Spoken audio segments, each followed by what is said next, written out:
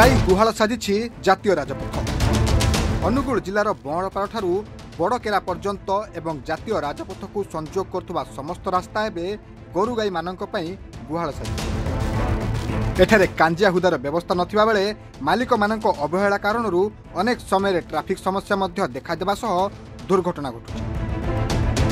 अजथारे दुर्घटना घटी धनजीवन जीवा सहित कथा कहि पार नथुवा निरीह गोरु गाई माने बळी पडुछन्ति।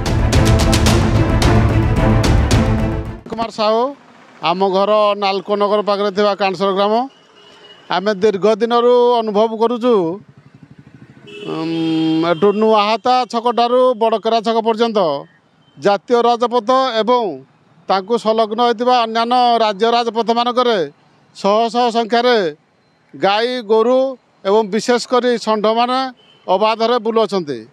फलस्वरूप यही जातीय राजपथ में यातायात करथबा हजार हजार गाड़ी मोटर द्वारा से माने दुर्घटनाग्रस्त होई आमर मूल्यवान जीवन अकाल चली जाउछि एवं ता सहित ए कथा कहि पार नथबा निरीह प्राणी मध्य माने प्राणहानि होउछि।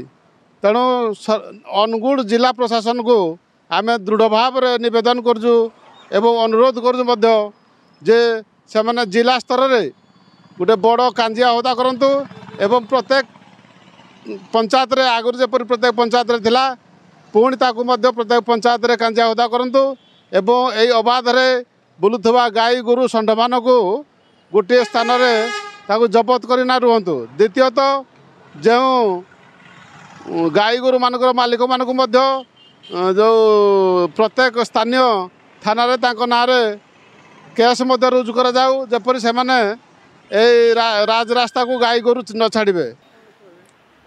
मु बैरागी सेठ घर कुलाड़ एवं एनएच साइड रे मोर घर वर्तमान गाई गोरु को सुरक्षा नहीं समस्ते चिंतित। गाई को गोमाता हिसाब रे आमे पूजा करुचे एवं तांकर प्रत्येक उपादान प्रत्येक जिनस आमर देवादेवी पाखे लगुच किंतु दुख परितापर विषय गाई मान को जो मालिक माने रास्ता ऊपर को छाड़ुंट एवं या द्वारा अनेक दुर्घटना घटुची। तेणु यही सब उपरे सचेतन हेले लोक माने सचेतन हेले बहुत भल होता। आउ विशेष भाव में सुरक्षा दायित्व जो मालिक माने नबा कथा से माने प्रॉपर्ली सुरक्षा नेउना एवं से मानकू मध्य अनुरोध जे से माने निज निज गोरु गाई को निज पाखरे रखंतु। जदि आमे गोमाता को एते मर्यादा दौचे ताहले तांकोटू एते सब प्रोडक्ट पाउचे जोटा कि ठाकुरंगड़ मध्य लागुची तथापि आमे काहेकि तांको छाड़ुचे। तेणु मु निवेदन करी जो माने गाई गोरु रखुचंती से माने निज पाखरे प्रॉपर भाव में जत्न नहीं गाई गोरु रखंतु एवं प्रशासन को मध्य अनुरोध करी जे या पाई दृढ़ कार्यानुष्ठान ग्रहण करा जाऊ किंबा तांको पाई सुरक्षा पाई विशेष भाव में सुरक्षा प्रति जत्नवान हेबा उचित। जय जगन्नाथ। बसंत कुमार महापात्र सह संपादक बलराम प्रसाद ग्राम्य उन्नयन कमिटी। आज दिन में बुला गाई गोरु समस्या अनेक दैनंदिन दुर्घटना घटुची।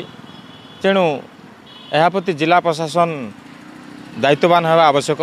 पूर्वर प्रत्येक गाँव में कांजिया हुदार व्यवस्था थिला। एबे से कांजिया हुदा गुड़ी को कौटी पानी टांकी कर देइछन्ति कौटी गोदाम घर कर देइछन्ति कौटी कौन करछन्ति काहेकि ना तार बाउंड्री सुविधा थिला ता भितर किछि गोटे करिया पय सेमानको सुविधा मिलला। तेणु दैनंदिन दुर्घटना घटुची। गाई गोरु हाथ होउछन्ति लोक माने मध्ये हाथ होउछन्ति बहुत असुविधार सम्मुखीन होगा पड़ुची। मालिक माने गाई को क्षीर खाइला बेले ठीक घर को नहीं जाउछन्ति क्षीर खाई सारा पर गाँव बाहर बुलिया छाड़ी देउछन्ति जहाँफल बहुत समस्या होउची। एहा प्रति जिला प्रशासन दायित्ववान होगा कथा निश्चिंत।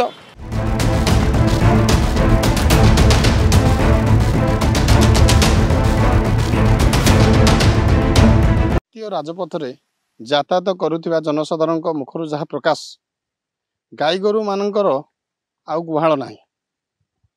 वर्तमान गाई गुहाल साजिची जातीय राजपथ।